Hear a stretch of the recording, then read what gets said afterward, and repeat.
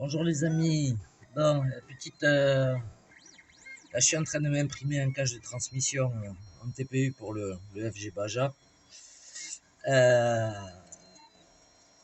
Petit truc sur l'impression 3D. Moi, avec le fil TPU, j'ai un problème. Enfin, ça m'est arrivé déjà 2-3 fois. Donc sur l'Ender 3, vous avez le fil ici qui, des fois, il vient bourrer. Je vais vous montrer. Il vient bourrer et du coup ça se coince dans la pignonnerie quand il y a le retrait et ça le bloque. Donc ce que j'ai fait, j'avais déjà changé ce petit ressort derrière parce qu'en fait c'est le ressort qui fait la poussée sur la molette ici.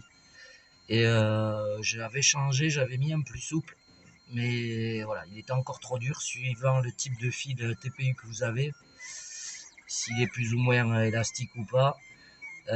Faudra changer le ressort. Voilà. Bon, moi j'ai fait avec un ressort de. Ben là c'est un ressort de crawler à la base que j'ai mis à la bonne cote et ça va beaucoup mieux. Vous voyez quand la vis fait l'entraînement, il fait le retrait de fil, souvent ben voilà, ça vous donne ça. Ça vient se coincer là-dedans.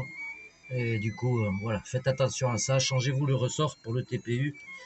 N'hésitez pas. Mettez un ressort plus souple. Et voilà.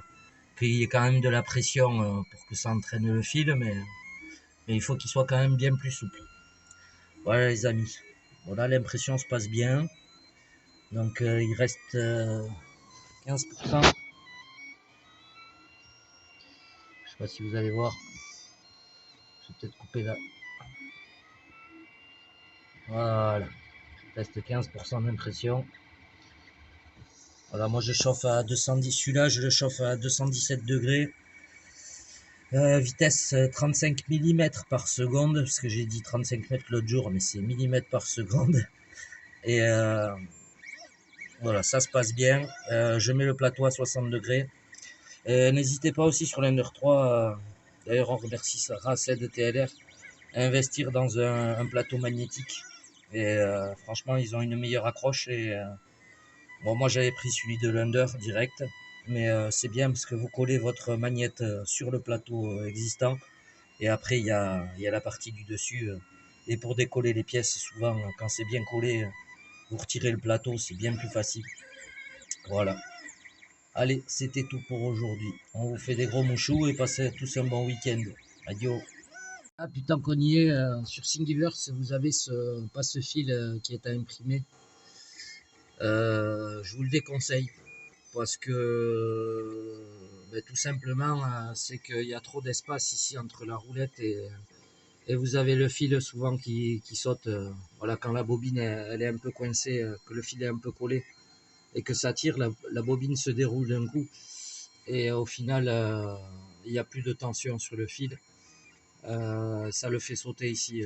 Voilà, ça le fait sauter. Ça m'a foiré des impressions des fois à cause de ça. Donc voilà, ce système-là qu'il y a sur Thingiverse, il est vraiment pas bien du tout à imprimer. Voilà, il est pas terrible. Franchement, il est pas terrible du tout. La petite molette, ça va bien. Voilà, parce que là, vous avez l'axe, du coup, il est pris sur roulement ici. Ce qui fait que vous avez la vis sans fer, entre guillemets sans fer, qui, euh, qui est bien tenue en haut. Ça évite qu'elle fasse ça. Et pour les impressions, c'est quand même beaucoup mieux. Allez, ce coup-ci, c'est bon. Gros mouchou.